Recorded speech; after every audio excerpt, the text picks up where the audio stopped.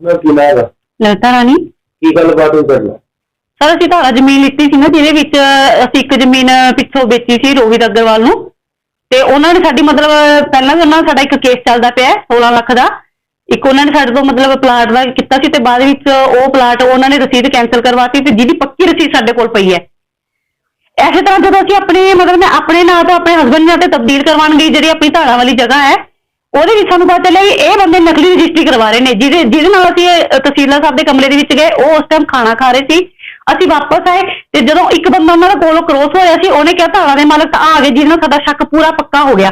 ਉਸ ਤੋਂ ਬਾਅਦ ਅਸੀਂ ਫਿਰ ਤਹਿਸੀਲਦਾਰ ਸਾਹਿਬ ਦੇ ਕਮਰੇ ਦੇ ਉਹਨਾਂ ਨੇ ਸਾਡੇ ਨਾਲ ਬਹੁਤ ਜ਼ਿਆਦਾ ਸਰ ਕੁੱਟਮਾਰ ਕੀਤੀ। ਵਿੱਚ ਮੇਰਾ 5 ਸਾਲ ਦਾ ਬੱਚਾ ਸੀ, ਮੈਂ ਸੀ, ਮੇਰੇ ਹਸਬੈਂਡ ਸੀ, ਇੱਕ ਸਾਡਾ ਗਵਾਹ ਸੀ, ਤੇ ਸਾਡਾ ਇੰਨੀ ਕੁੱਟਮਾਰ ਕੀਤੀ ਸਰ। 5-6 ਬੰਦੇ ਸੀ, ਇਹਦੇ ਵਿੱਚ ਰੋਹਿਤ ਅग्रवाल, शिव अग्रवाल ਤੇ ਇੱਕ ਗਰਵੇਰ ਕਾਉਂਸਲਰ ਹੈ, ਕੋਈ 4-5 ਬੰਦੇ ਹੋਰ ਅਨਨੋਨ ਸੀਗੇ ਮੇਰੇ। ਤੇ ਉਹਨਾਂ ਨੇ ਕੁੱਟਮਾਰ ਕੀਤੀ ਗਈ ਗਰਮੀ ਨਾਲ? ਹਾਂਜੀ, ਸਾਰਿਆਂ ਵੱਲੋਂ ਕੁੱਟਮਾਰ। ਇਹ ਸਾਰਿਆਂ ਨੇ 5-6 ਜਣਿਆਂ ਨੇ ਮਿਲ ਕੇ ਮੇਰੇ ਨਾਲ ਧੱਕਾ ਮੁੱਕੀ ਕੀਤੀ। ਮੇਰੇ ਹਸਬੈਂਡ ਦੇ ਮੂੰਹ ਤੇ ਵੀ ਖਰੋਚਾਂ ਬਹੁਤ ਆਈਆਂ ਸੀ ਸਰ, ਤੇ ਮੇਰੇ ਬੱਚੇ ਨੂੰ ਵੀ ਧੱਕਾ ਮੁੱਕੀ। ਮੇਰਾ ਬੱਚਾ ਅੱਜ ਵੀ ਬਿਮਾਰ ਪਿਆ। ਤੇ ਉਸ ਤੋਂ ਅਸੀਂ ਤਹਿਸੀਲਦਾਰ ਸਾਹਿਬ ਦੇ ਕਮਰੇ ਦੇ ਵਿੱਚ ਗਏ, ਅਸੀਂ ਆਪਣੇ ਸਾਰੇ ਡਾਕੂਮੈਂਟ ਪੇਸ਼ ਕੀਤੇ, ਜਿਹਦੇ ਵਿੱਚ ਤਹਿਸੀਲਦਾਰ ਸਾਹਿਬ ਵੱਲੋਂ ਸਾਨੂੰ ਇਹ ਵਿਸ਼ਵਾਸ ਦਿਵਾਇਆ ਗਿਆ, ਤੇ ਉਹਨਾਂ ਨੇ ਹਜੇ ਉਹਨਾਂ ਦੀ ਰਜਿਸਟਰੀ ਰੋਕਤੀ ਹੈ। ਤੇ ਤਹਿਸੀਲਦਾਰ ਸਾਹਿਬ ਕੋਲੋਂ ਸਾਨੂੰ ਮੰਗਲਵਾਰ ਦਾ ਟਾਈਮ ਦਿੱਤਾ ਗਿਆ ਸੀ, ਅਸੀਂ ਵਾਪਸ ਗਏ, ਅਸੀਂ ਪੇਸ਼ ਹੋਏ, ਲੇਕਿਨ ਓਪੋਜੀਸ਼ਨ ਵਾਲੀ ਪਾਰਟੀ ਹਜੇ ਤੱਕ ਪੇਸ਼ ਨਹੀਂ ਹੋਈ ਤਹਿਸੀਲਦਾਰ ਸਾਹਿਬ ਕੋਲ। ਤੇ ਜਦੋਂ ਅਸੀਂ ਇਸੇ ਮਤਲਬ ਮਾਮਲੇ ਦੀ ਰਿਪੋਰਟ 1 ਤਰੀਕ ਨੂੰ ਜਿੱਦੇ ਝਗੜਾ ਹੋਇਆ, ਅਸੀਂ ਜੰਡਿਆਲਾ ਗੁਰੂ ਥਾਣੇ ਦੇ ਵਿੱਚ ਕਰਵਾਈ ASI ਕੋਲ, ਤੇ ਅੱਜ ਉਹਨਾਂ ਨੇ ਸਾਨੂੰ ਤਰੀਕ ਦਿੱਤੀ ਸੀ, ਜਿਹਦੇ ਵਿੱਚ ਮੈਂ ਉਹਨਾਂ ਕੋਲ ਡਿਪਟੀ ਕੋਲ ਗਈ, ਤੇ ਉਹਨਾਂ ਨੇ ਸਾਡੇ ਨਾਲ ਬਹੁਤ ਬਦਸਲੂਕੀ ਕੀਤੀ। ਕਹਿੰਦੇ ਬਦਸਲੂਕੀ ਕੀਤੀ ਡਿਪਟੀ ਸਰ ਵੱਲੋਂ, ਜੰਡਿਆਲਾ ਗੁਰੂ ਡਿਪਟੀ ਸਰ ਵੱਲੋਂ। ਅੱਛਾ, ਕੀ ਕਿਹਾ ਗਿਆ ਤੁਹਾਨੂੰ? ਉਹਨਾਂ ਨੇ ਮੈਨੂੰ ਕਿਹਾ ਵੀ ਬੀਬਾ ਜੇ ਤੈਨੂੰ ਕਿਸੇ ਗੱਲ ਦਾ ਪਤਾ ਨਹੀਂ, ਤੂੰ ਸਾਡੀ ਪ੍ਰਾਪਰਟੀ ਚੋਂ ਬਾਹਰ ਹੋ ਜਾ, ਇੱਥੋਂ ਸਰਕਾਰੀ ਪ੍ਰਾਪਰਟੀ ਚ ਸਰ ਉਹ ਮੈਨੂੰ ਬਾਹਰ ਨਹੀਂ ਕੱਢ ਸਕਦੇ। ਉਹਨਾਂ ਨੇ ਮੈਨੂੰ ਬਹੁਤ ਧੱਕੇ ਮੁੱਕੀ ਕੀਤੀ, ਕਿਹਾ ਵੀ ਨਹੀਂ ਤੁਸੀਂ ਤੁਹਾਨੂੰ ਕਿਸ ਚੀਜ਼ ਦਾ ਮੈਨੂੰ ਪਤਾ ਹੀ ਨਹੀਂ ਹੈਗਾ, ਤੁਸੀਂ ਬਾਹਰ ਨਿਕਲ ਜਾਓ ਇੱਥੋਂ, ਤੁਸੀਂ ਕੀ ਗੱਲਾਂ ਕਰਦੇ ਹੋ। ਮੈਂ ਕਿਹਾ ਸਰ ਅਸੀਂ ਆਪਣੀ ਰਿਪੋਰਟ ਲਿਖਾਈ ਸੀ। ਕਿਹਦੇ ਕੋਲ ਲਿਖਾਈ ਸੀ ਤੁਸੀਂ? ਮੈਂ ਕਿਹਾ ASI ਕੋਲ ਲਿਖਾਈ ਸੀ। ASI ਕੌਣ ਹੁੰਦਾ ਹੈ? ਤੁਸੀਂ ਮੇਰੇ ਕੋਲ ਲਿਖਾਣੀ ਸੀ। ਮੈਂ ਕਿਹਾ ਸਰ ਮਾਰਕੋ ਕੇ ਤੁਹਾਡੇ ਕੋਲ ਹੀ ਆਣੀ ਹੈ। ਕਹਿੰਦੇ ਤੁਸੀਂ ਉਲਟੀ ਗੱਲਾਂ ਕਰਦੇ, ਤੁਸੀਂ ਮੈਨੂੰ ਰੂਲ ਸਿਖਾਉਂਦੇ ਜੇ, ਤੁਹਾਨੂੰ ਸਾਰੀ ਚੀਜ਼ ਦਾ ਪਤਾ ਹੈ ਕੀ ਹੈ ਕੀ ਨਹੀਂ। ਤੁਸੀਂ ਮੈਨੂੰ ਇੱਥੋਂ ਉੱਠੋ ਤੇ ਬਾਹਰ ਨਿਕਲੋ। ਸਰ ਇਹ ਮੈਨੂੰ ਸਰਕਾਰੀ ਪ੍ਰਾਪਰਟੀ ਚੋਂ ਬਾਹਰ ਕੱਢਣ ਦੇ ਹੱਕਦਾਰ ਹੈਗੇ ਨੇ? ਨਹੀਂ। ਬਦਸਲੂਕੀ ਕੀਤੀ, ਤੁਸੀਂ ਦੱਸੋ। ਮੈਂ ਇਨਸਾਫ ਚਾਹੁੰਦੀ ਹਾਂ ਸਰ। ਮੈਨੂੰ ਲੱਗਦਾ ਇਹ ਮਿਲੀ ਭੁਗਤ ਹੋ ਰਹੀ ਹੈ ਇਹਨਾਂ ਦੀ, ਜਾਂ ਤਾਂ ਡਿਪਟੀ ਸਾਹਿਬ ਉਹਨਾਂ ਦੀ ਇੱਕ ਪਾਰਟੀ ਵੱਲ ਹੋ ਕੇ ਫੈਸਲਾ ਸੁਣਾਉਂਦੇ ਪਏ ਨੇ। ਸਾਡੀ ਵੀ ਕੋਈ ਗੱਲ ਸੁਣਦੇ ਤਾਂ ਅਸੀਂ ਮੰਨਦੇ। ਸਾਡੀ ਕੋਈ ਸੁਣਵਾਈ ਨਹੀਂ ਹੋਈ, ਸਾਡੇ ਨਾਲ ਧੱਕਾ ਮੁੱਕੀ ਕੀਤੀ ਗਈ, ਸਾਨੂੰ ਦਫ਼ਤਰ ਚੋਂ ਬਾਹਰ ਕੱਢਿਆ ਗਿਆ। ਇਹ ਉਹਨਾਂ ਦਾ ਬਹੁਤ ਹੀ ਬੁਰਾ ਬਿਹੇਵ ਸੀ ਜੋ ਸਾਡੇ ਨਾਲ ਕੀਤਾ ਗਿਆ। ਕੀ ਨਾਮ ਹੈਗਾ? ਦਿਲਬਾਗ ਸਿੰਘ ਵੀਰ ਜੀ, ਰਹਿਣ ਵਾਲੇ ਅੰਮ੍ਰਿਤਸਰ ਦਾ ਵੀਰ ਜੀ। ਕੀ ਗੱਲਬਾਤ ਹੋਈ ਤੁਹਾਡਾ? ਗੱਲਬਾਤ ਇਸ ਤਰ੍ਹਾਂ ਸਰ, ਇੱਕ ਪ੍ਰੋਪਰਟੀ ਸੀ ਮੇਰੀ, ਅਸੀਂ 2017 ਚ ਕਲੋਨੀ ਵਗੈਰਾ ਕੱਟੀ ਸੀ ਪਿੰਡ ਧਾਰੜ ਚ।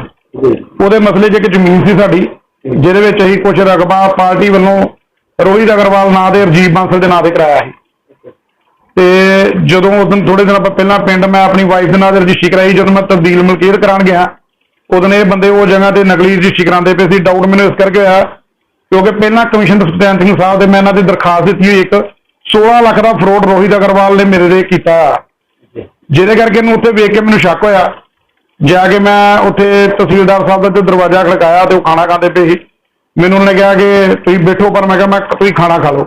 ਬਾਹਰ ਆਉਂਦੇ ਇਹਦੇ ਵਿੱਚ 5-6 ਇਨਸਾਨ ਹੀ, ਇੱਕ ਉਸ ਦਾ ਕੋਈ ਕੌਂਸਲਰ ਹੈ ਗਰਵੇਲ, ਰਜੀਵ ਬਾਂਸਲ, ਰੋਹਿਤ ਅਗਰਵਾਲ, ਸ਼ਿਵਮ ਅਗਰਵਾਲ, ਇੱਕ ਰਾਜੂ ਵਸੀਕਾ ਅੰਮ੍ਰਿਤਸਰ ਦਾ, ਇੱਕ ਬਿੱਟੂ ਵਸੀਕਾ ਜਿਹੜਾ ਨਕਲੀ ਰਜਿਸਟਰੀ ਭੁਗਤਾਉਂਦਾ ਪਿਆ ਹੈ। ਇਹ ਸਾਰੇ ਬੰਦੇ ਸਰ ਉੱਥੇ ਹੀ ਮੌਕੇ ਤੇ ਕਚਹਿਰੀ ਮੇਰੇ ਹੱਥੀਂ ਪੈ ਗਏ। ਮੈਨੂੰ ਉਹਦੇ ਵਿੱਚ ਉੱਤੇ ਨੰਬਰਦਾਰ ਹੈਗੇ ਸੀ, ਜਿਨ੍ਹਾਂ ਨੇ ਮੈਨੂੰ ਉਹਨਾਂ ਵਿੱਚੋਂ ਕੱਢ ਕੇ ਤੇ ਜਾ ਕੇ ਤਹਿਸੀਲਦਾਰ ਕਮਰੇ ਪੇਸ਼ ਕੀਤਾ, ਜਿਹਦੇ ਵਿੱਚ ਉਹਨੇ ਮੇਰੀ ਵਾਈਫ ਨਾਲ ਵੀ ਧੱਕਾ ਮੁੱਕੀ ਬੜੀ ਕੀਤੀ। ਇਹਨਾਂ ਨੇ ਛੋਟਾ ਬੱਚਾ ਵੀ ਮੇਰਾ ਉਦੋਂ ਦਾ ਸਾਹਮਣੇ ਬਿਮਾਰ ਆ। ਤਹਿਸੀਲਦਾਰ ਦੇ ਕਮਰੇ 'ਚ ਸਰ ਮੈਂ ਜਦੋਂ ਪੇਸ਼ ਹੋਇਆ, ਇਹ ਸਾਰੇ ਇਨਸਾਨ ਉੱਥੋਂ ਫਰਾਰ ਹੋ ਗਏ ਆ। ਇਹਨਾਂ ਦੀ ਕੋਈ ਬੰਦਾ ਉੱਥੇ ਨਹੀਂ ਬੈਠਾ। ਮੈਂ 1.5 ਘੰਟਾ ਤਹਿਸੀਲਦਾਰ ਸਾਹਿਬ ਦੇ ਬੈਠਾ ਰਿਹਾ। ਉੱਥੇ ਮੁਲਾਜ਼ਮ ਆਏ, ਜੋ ਮੈਨੂੰ ਉਹਨਾਂ ਨੇ ਕਿਹਾ ਕਿ ਚੌਂਕੀ ਜਾ ਕੇ ਦਰਖਾਸਤ ਲਿਖਾਉਣ ਤੋਂ ਬਿਨਾਂ ਨਹੀਂ ਜਾਣਾ। ਤਹਿਸੀਲਦਾਰ ਸਾਹਿਬ ਨੂੰ ਮੈਂ ਫਿਰ ਪੁੱਛਿਆ ਕਿ ਦਰਖਾਸਤ ਦੇਣੀ ਚਾਹੀਦੀ? ਉਹਨੇ ਕਿਹਾ ਤੁਸੀਂ ਦਰਖਾਸਤ ਦੇ ਕੇ ਜਾਓ, ਤੁਹਾਡਾ ਕੋਈ ਅਭੀ ਨਬੀ ਹੋ ਜਾਏਗੀ, ਇਹਦੇ ਵਿੱਚ ਮੈਂ ਜ਼ਿੰਮੇਵਾਰ ਨਹੀਂ ਹੈਗੀ। ਉੱਥੇ ਜਾ ਕੇ ਮੈਂ ਤਰਸੇਮ ਸਿੰਘ ASI ਜਾ ਕੇ ਦਰਖਾਸਤ ਲਗਾਈ ਹੈ। ਉਹਨਾਂ ਨੇ ਦਰਖਾਸਤ ਲਿਖ ਕੇ ਮੈਨੂੰ ਸਟੈਂਪ ਲਗਾ ਕੇ ਦਰਖਾਸਤ ਦਿੱਤੀ ਹੈ। ਦਰਖਾਸਤ ਲਗਾ ਕੇ ਮੈਂ ਘਰ ਆ ਗਿਆ। ਥੋੜੇ ਦਿਨ ਬਾਅਦ ਮੇਰੀ ਦਰਖਾਸਤ 'ਤੇ ਮੇਰੀ ਕੋਈ ਕਾਰਵਾਈ ਨਹੀਂ ਕੀਤੀ, ਜਦ ਕਿ ਮੈਂ ਮੀਡੀਆ 'ਚ ਖਬਰ ਲਵਾ ਚੁੱਕਾ ਪਹਿਲਾਂ ਵੀ ਉੱਤੇ ਦੇਣੀ। ਜਦੋਂ ਮੈਂ ਖਬਰ ਲਵਾ ਕੇ ਥੋੜੇ ਦਿਨ ਬਾਅਦ ਮੈਨੂੰ ਫੋਨ ਆਇਆ ਡਿਪਟੀ ਸਾਹਿਬ ਦੇ ਦਫ਼ਤਰੋਂ ਕੰਨਾ ਲੀਡਰ ਦਾ, ਕਿ ਤੁਹਾਡੇ ਖਿਲਾਫ ਦਰਖਾਸਤ ਆਈ ਹੈ ਜੀ, ਪੇਸ਼ ਹੋਵੋ 5 ਤਰੀਕ ਨੂੰ। 5 ਤਰੀਕ ਨੂੰ ਦਰਖਾਸਤ ਆਉਣ ਤੋਂ ਬਾਅਦ ਸਰ ਜਦੋਂ ਮੈਂ ਉੱਥੇ, ਮੈਨੂੰ 5 ਨੂੰ ਹੀ ਸਵੇਰੇ ਫੋਨ ਆਇਆ, ਉੱਥੇ ਇਹਨਾਂ ਦੇ ਕੋਈ ਹੈਗਾ ਸੀ ਜਿਨ ਦਰਖਾਸਤ ਆ ਕਿ ਤੁਸੀਂ ਅੱਜ ਨਹੀਂ 6 ਤਰੀਕ ਨੂੰ ਤੁਸੀਂ ਪੇਸ਼ ਹੋਣਾ। ਮੈਂ ਕਿ ਕੰਮ ਦੇ ਸਿਲਸਿਲੇ 'ਚ ਬਾਹਰ ਜਾਣਾ ਸੀ, ਮੈਨੂੰ ਕਿਹਾ ਮੈਂ ਬਾਹਰ ਜਾਣਾ, ਤੇ ਮੇਰੇ ਕੋਈ ਵਾਈਫ ਵੱਲੋਂ ਲਿਖਾ ਕੇ ਲੈ ਗਏ ਕਿ 9 ਜਾਂ 10 ਨੂੰ ਤੁਸੀਂ ਪੇਸ਼ ਹੋਵੋਗੇ। ਜਦੋਂ ਮੈਂ ਅੱਜ ਸਵੇਰੇ ਡਿਪਟੀ ਸਾਹਿਬ ਤੇ ਮੈਨੂੰ ਟਾਈਮ ਤੇ ਪੇਸ਼ ਹੋਇਆ ਵਾਈਫ ਨੂੰ ਲੈ ਕੇ ਆਪਣੀ, ਤੇ ਡਿਪਟੀ ਸਾਹਿਬ ਵੱਲੋਂ ਨਾ ਕੋਈ ਗੱਲ ਸੁਣੀ ਗਈ ਹੈ, ਨਾ ਉਹਨਾਂ ਨੇ ਕੋਈ ਸਾਡੀ ਸੁਣਵਾਈ ਕੀਤੀ ਹੈ। ਉਲਟਾ ਉਹਨਾਂ ਨੇ ਮੇਰੀ ਵਾਈਫ ਨੂੰ ਕਿਹਾ ਕਿ ਉੱਠੋ ਦੇ ਕਮਰੇ 'ਚੋਂ ਬਾਹਰ ਨਿਕਲ ਜਾਓ, ਜੇ ਤੁਹਾਨੂੰ ਗੱਲ ਕਰਨੀ ਨਹੀਂ ਆਉਂਦੀ। ਸਿਰਫ ਇੰਨੀ ਗੱਲ ਤੇ ਕਿ ਸਰ ਤੁਸੀਂ ਕਾਰਵਾਈ ਇੱਕ ਬੰਦੇ ਦੀ ਗੱਲ ਸੁਣਦੇ ਪਏ ਜੇ। ਮੇਰੇ ਹਸਬੰਡ ਕਹਿੰਦੇ ਜਿੰਨੀ ਨਿਸ਼ਾਨ ਦਿਖਾਓ। 1 ਤਰੀਕ ਦੀ ਸੱਟ ਲੱਗੀ ਸਰ, ਜਾਂ 9 ਵਜੇ ਆ ਮੇਰੇ ਫੇਸ ਤੇ, ਉਹ 8-9 ਤਰੀਕ ਤੱਕ। ਹੁਣ ਮੈਂ ਬਾਰ-ਬਾਰ ਤੇ ਉਹ ਕਰਦਾ ਨਹੀਂ ਰਵਾਂਗਾ ਕਿ ਮੇਰੇ ਫੇਸ ਤੇ ਰਹਿਣ। ਇਹਦੀ ਰਿਪੋਰਟ ਦੇ ਵਿੱਚ ਕੀ ਸੀ, ਉਹਨਾਂ ਨੇ ਮੇਰੀ ਵਾਈਫ ਨਾਲ ਇੰਨੀ ਬਦਤਮੀਜ਼ੀ ਕੀਤੀ ਆ, ਉੱਠ ਕੇ ਸਾਨੂੰ ਬਾਹਰ ਆ ਕੇ ਵਾਈਫ ਨੇ ਰੋਣਾ ਹੀ ਪਿਆ ਕਿ ਇੱਕ ਵਾਰੀ ਸਰਕਾਰੀ ਦਫ਼ਤਰ 'ਚ ਬਾਹਰ ਜਾਂਦੀ ਕੋਈ ਸੁਣਵਾਈ ਨਹੀਂ। ਇੰਨਾ ਰੋਲਾ ਪਾਉਣ ਤੋਂ ਬਾਅਦ ਹੀ ਇਹਨਾਂ ਨੇ ਮੇਰੀ ਵਾਈਫ ਦੇ ਬਿਆਨ ਲਿਖੇ, ਜਦ ਕਿ ਇੱਥੋਂ ਤੱਕ ਉਹਨਾਂ ਨੇ ਕਹਿਤਾ, ਜਦੋਂ ਉਹਨਾਂ ਨੂੰ ਮੈਂ ਕਿਹਾ ਕਿ ASI ਤਰਸੇਮ ਸਿੰਘ ਤੇ ਮੇਰੀ ਦਰਖਾਸਤ ਸੀ, ਉਹਨਾਂ ਦਾ ਕਹਿਣਾ ਸੀ ਕਿ ASI ਦਰਖਾਸਤ ਕੌਣ ਹੁੰਦਾ ਦਰਖਾਸਤ ਲਿਖਣ ਵਾਲਾ? ਦਰਖਾਸਤ ASI ਦੀ ਕੀ ਔਕਾਤ ਹੈ ਦਰਖਾਸਤ ਲਿਖਣ ਦੀ? ਦਰਖਾਸਤ ਦੇਣੀ ਸੀ ਤੇ ਤੁਸੀਂ ਮੈਨੂੰ ਦਿੰਦੇ ਆ ਗਏ। ਇਹਦਾ ਮਤਲਬ ਕਿ ਮੈਂ ਇੱਕ ਮੇਰੀ ਮੰਗ ਆ ਕਿ ਜੇ ਮੇਰੀ ਵਾਈਫ ਜਾਂ ਮੇਰਾ ਬੱਚਾ ਉਦੋਂ ਕੁਝ ਹੋ ਜਾਂਦਾ ਤੇ ਮੈਂ ਉਹਦੇ ਡਿਪਟੀ ਜਾਂ SSP ਸਾਹਿਬ ਲੱਭਦਾ ਕਿ ਜਾ ਕੇ ਡਿਪਟੀ ਸਾਹਿਬ ਨੂੰ ਮੈਂ ਦਰਖਾਸਤ ਦੇਣੀ ਹੈ। ASI ਦੀ ਤਾਂ ਮਤਲਬ ਕਿ ਉਹ ਕਹਿੰਦੇ ਔਕਾਤ ਨਹੀਂ, ਥਾਣੇ 'ਚ ਬੈਠੇ ਮੁੰਸ਼ੀ ਦੀ ਜਾਂ SHO ਦੀ ਕੋਈ ਔਕਾਤ ਨਹੀਂ। ਇਹ ਬਿਆਨ ਅੱਜ ਦੇ ਡਿਪਟੀ ਸਾਹਿਬ ਦੇ ਸੀ ਉੱਤੇ ਬੇਟੇ ਜੰਡਿਆਲਾ ਗੁਰੂ ਦੇ ਮੌਕੇ ਤੇ ਤੁਹਾਨੂੰ ਕਿਹਾ ਗਿਆ ਸੀ, ਮੌਕੇ ਤੇ ਕਿਹਾ ਗਿਆ ਸਰ ਆਪਣੇ ਦਫ਼ਤਰ 'ਚ ਉਹਨਾਂ ਦਾ ਕਿ ASI ਦੀ ਕੀ ਔਕਾਤ ਹੈ ਦਰਖਾਸਤ ਲਿਖ ਜੇ। ਇਹ ਡਿਪਟੀ ਸਾਹਿਬ ਦੇ ਬਿਆਨ ਆ। ਹਾਰ ਕੇ ਬਾਹਰ ਆ ਗਏ, ਉੱਥੇ ਰੋ ਕੇ ਕਿਲਾ ਕੇ ਫਿਰ ਜਾ ਕੇ ਮਾਂ ਹੀ ਸਾਡੇ ਬਿਆਨ ਲਿੱਤੇ ਗਏ ਨੇ। ਜਦ ਕਿ ਮੈਨੂੰ ਪੱਕਾ ਸ਼ੱਕ ਹੈ ਕਿ ਡਿਪਟੀ ਸਾਹਿਬ ਉਹ ਪਾਰਟੀ ਨਾਲ ਪੂਰੇ ਰਲ ਚੁੱਕੇ ਨੇ। ਮੇਰੇ ਨਾਲ ਕੋਈ ਇਨਸਾਫ ਦੀ ਗੱਲ ਨਹੀਂ ਗਈ, ਨਾ ਉਹ ਮੇਰੇ ਨਾਲ ਕੋਈ ਇਨਸਾਫ ਕਰਨਗੇ।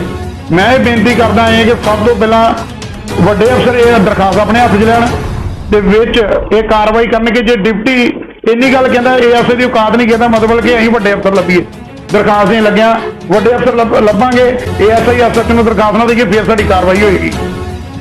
ਕੀ ਪ੍ਰਸ਼ਾਸਨ ਨੂੰ ਮੰਗ ਕਰਦੇ? ਮੰਗ ਇਹ ਕਰਨਾ ਸਰ ਕਿ ਵਿੱਚ ਹੀ ਇਹਨਾਂ ਦੀ ਕਾਰਵਾਈ ਕੀਤੀ ਜਾਏ ਡਿਪਟੀ ਸਾਹਿਬ ਦੀ, ਕਿ ਉਹਨਾਂ ਦੀ ਜੇ ਉਹ ਇਹ ਮੰਨਦੇ ਆ ਕਿ ASI ਦੀ ਔਕਾਤ ਨਹੀਂ ਹੈਗੀ ਤੇ ਇਸ ਦਾ ਮਤਲਬ ਕਿ ਅਸੀਂ ਥਾਣੇ ਜਾਂ ਕਿਤੇ ਵੀ ਜਾ ਕੇ ਇੰਚਾਰਜ ਜਾਂ ਮੁਨਸ਼ੀ ਨੂੰ ਕੋਈ ਦਰਖਾਸਤ ਨਾ ਦੇਈਏ, ਡਿਪਟੀ ਜਾਂ SSP ਪੇਸ਼ ਕਰੀਏ। ਜੇ ਉਹਦੇ ਵਿੱਚ ਕੋਈ ਅਬੀ-ਨਬੀ ਹੋ ਜੇ ਮੇਰੀ ਵਾਈਫ ਜਾਂ ਬੱਚੇ ਨੂੰ, ਤੇ ਮੈਂ ਡਿਪਟੀ ਲੱਭਦਾ ਜਾਂ ਥਾਣੇ 'ਚ SSP ਲੱਭਦਾ ਦਰਖਾਸਤ ਦੇਣ ਨੂੰ। ਇਹ ਗੱਲ ਮੈਂ ਲੋਕਾਂ ਨੂੰ ਵੀ ਕਹੂੰਗਾ, ਹਰ ਇੱਕ ਬੰਦੇ ਨੂੰ ਬੇਨਤੀ ਕਰੂੰਗਾ ਕਿ ਅੱਗੇ ਤੋਂ ਡਿਪਟੀ ਸਾਹਿਬ ਦੇ ਬਿਆਨਾਂ ਦੇ ਆਧਾਰ ਤੇ ਜਦੋਂ ਕੋਈ ਸੱਟ ਪੇਟ ਜਾਂ ਅੱਗੇ ਨੂੰ ਕੁਝ ਲੱਗਦੀ ਹੈ, ਉਹ ਸਭ ਤੋਂ ਪਹਿਲਾਂ ਡਿਪਟੀ ਜਾਂ SSP ਦਾ ਦਫ਼ਤਰ ਲੱਭਣ ਦਰਖਾਸਤ ਦੇਣ ਵਾਸਤੇ, ਫਿਰ ਉਹਨਾਂ ਦੀ ਦਰਖਾਸਤ ਦੀ ਕਾਰਵਾਈ ਹੋਏਗੀ। ਜਿਹੜਾ ਡਿਪਟੀ ਸਾਹਿਬ ਕਹਿੰਦੇ ਜਿਹੜਾ ਦਰਖਾਸਤ ਮੈਨੂੰ ਦੇਗਾ ਕਾਰਵਾਈ ਉਹਦੇ ਤੇ ਹੋਣੀ ਹੈ। ਠੀਕ ਹੈ ਸਰ, ਇਤਨਾ ਦਰਖਾਸਤ ਆਈ ਦਾ ਜੋ ਮਸਲਾ ਹੈ ਕਿ ਸਾਰੀ ਦਾ ਲੀਗਲ ਹੈ। ਇੱਕ ਦਰਖਾਸਤ ਨਾ ਰੋਹਿਤ ਅਗਰਵਾਲ ਵੱਲੋਂ ਆਈ ਹੈ ਮੇਰੇ ਕੋਲ। ਰੋਹਿਤ ਅਗਰਵਾਲ ਨੇ ਕੋਈ ਦਿਲਬਾਗ ਸਿੰਘ ਹੈ, ਉਹਨਾਂ ਦੇ ਖਿਲਾਫ ਇਲਜ਼ਾਮ ਲਾਇਆ ਵੀ ਇਹ ਰਜਿਸਟਰੀ ਕਰਾਉਣ ਗਏ ਸੀ ਤੇ ਦਿਲਬਾਗ ਸਿੰਘ ਐਂਡ ਪਾਰਟੀ ਨੇ ਇਹਨਾਂ ਦੇ ਉੱਤੇ ਜਾਨਲੇਵਾ ਹਮਲਾ ਕੀਤਾ, ਇਹਨਾਂ ਨੂੰ ਮਾਰਨ ਦੀਆਂ ਧਮਕੀਆਂ ਦਿੱਤੀਆਂ। ਉਹ ਦਰਖਾਸਤ ਦੇ ਸੰਬੰਧ ਦੇ ਵਿੱਚ ਦੂਸਰੀ ਪਾਰਟੀ ਦਾ ਵੀ ਪੱਖ ਵੀ ਜਾਣਨ ਵਾਸਤੇ ਉਹਨਾਂ ਨੂੰ ਬੁਲਾਇਆ ਗਿਆ ਸੀਗਾ। ਉਹਨਾਂ ਨੇ ਆਪਣਾ ਪੱਖ ਜਿਹੜਾ ਸਭ ਕੁਝ ਰੱਖਿਆ ਵਾ ਤੇ ਕੁਝ ਨਹੀਂ ਰੱਖਿਆ।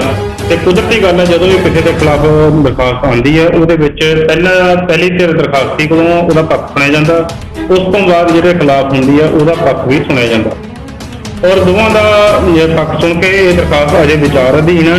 ਔਰ ਇਹਦੇ ਵਿੱਚ ਜਿਹੜੇ ਜੋ ਵੀ ਤੱਥ ਸਾਹਮਣੇ ਆਉਣਗੇ ਮੌਕੇ ਦੇ ਗਵਾਹਾਂ ਤੋਂ ਜਾਂ ਦਰਖਾਸਤੀ ਧਿਰ ਤੋਂ ਜਾਂ ਉੱਤਰਵਾਦੀ ਧਿਰ ਤੋਂ, ਉਹਦੇ ਮੁਤਾਬਕ ਜਿਹੜੀ ਬਣਦੀ ਕਾਰਵਾਈ ਜੇ ਪੁਲਿਸ ਦੀ ਬਣਦੀ ਹੋਵੇਗੀ ਤਾਂ ਉਹ ਕੀਤੀ ਜਾਵੇ।